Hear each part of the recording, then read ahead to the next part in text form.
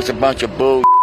Trump ain't done nothing. Wrong thing Trump done is saved this country. They're not going to let it stop. They can't stand the fact that he's running for president. And I am a Donald Trump fan. It's probably altered, but it's just typical liberal propaganda.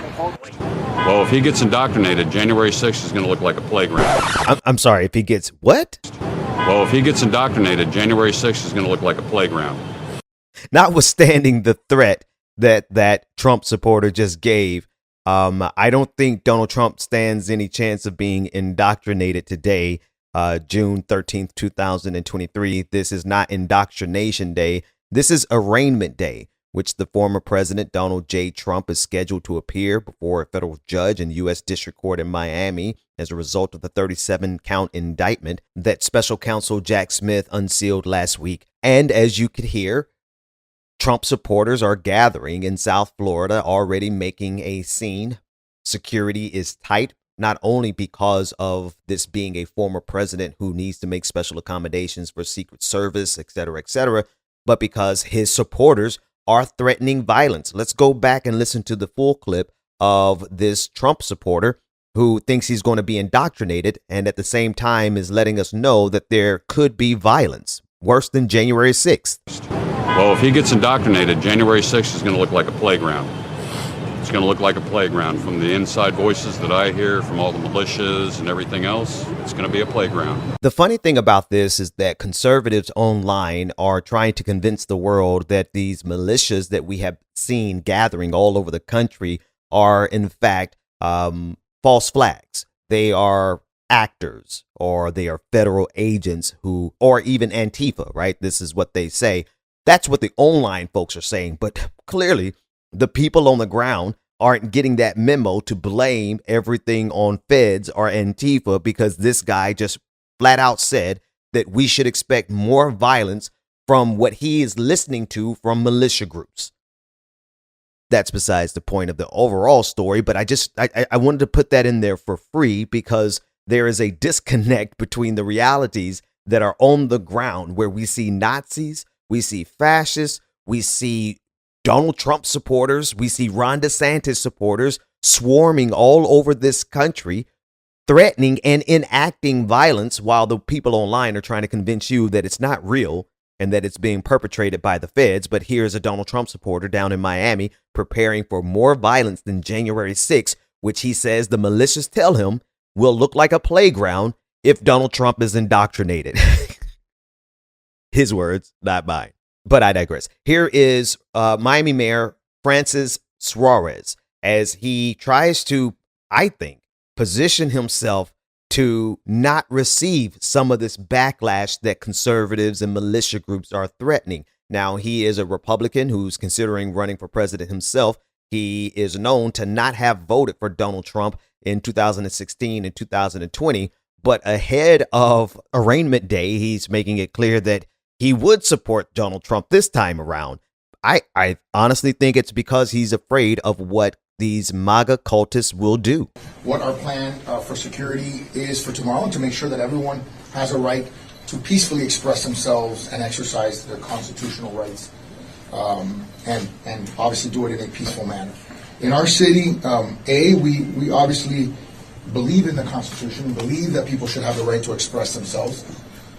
But we also believe in law and order, and we know that, and we hope that tomorrow will be peaceful.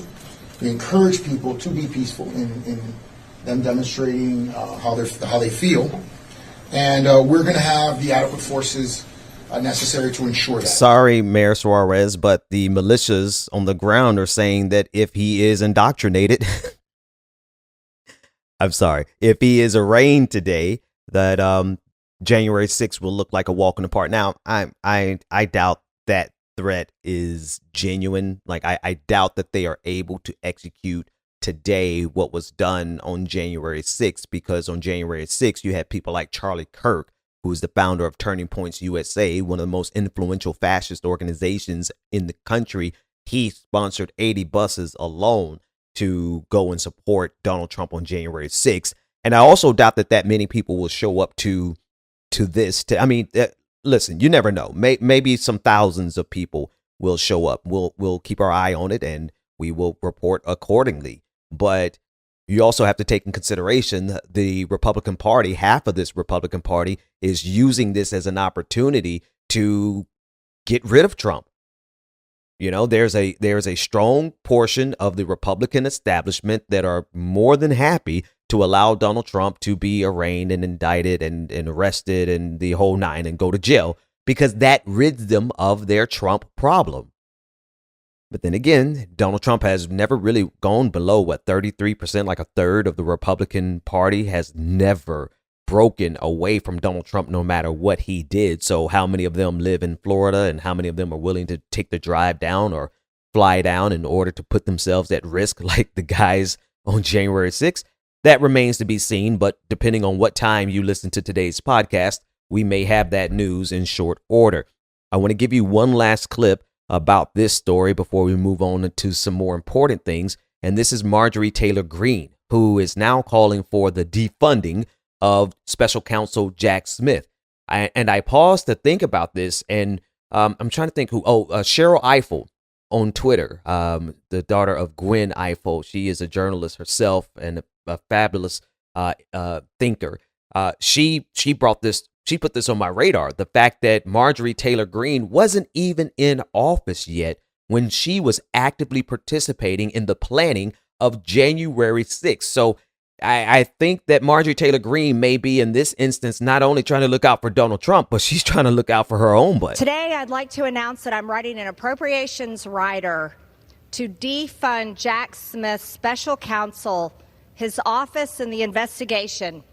This is a weaponized government attempt to take down the top political enemy and leading presidential candidate of the United States, Donald J. Trump. I mean, don't get me wrong. I know Marjorie Taylor Greene absolutely adores Donald Trump. She went to the tarmac of the airport where Donald Trump landed in Florida, or rather in Georgia last week, and she stood there in her bright red dress waiting for a chance just to see him, just to touch the hem of his garment. Sorry for that church reference. And Donald Trump didn't even so much as say hello to her, but she still loves him. I know she loves Donald Trump, but I also have to take in consideration her participation in January 6th, in the planning of January 6th, and she had not even taken the oath of office to become a congressperson in the first place. But it looks like today, arraignment day, is shaping up to be quite the fiasco throughout the entire country, but we are going to keep our eyes on South Florida, Miami, to see exactly how many MAGA cultists and Donald Trump supporters, which I guess that's redundant, are going to show up and make January 6th look like a playground. Well, that's, of course, if they actually indoctrinate Donald Trump today. Well, if he gets indoctrinated, January 6th is going to look like a playground.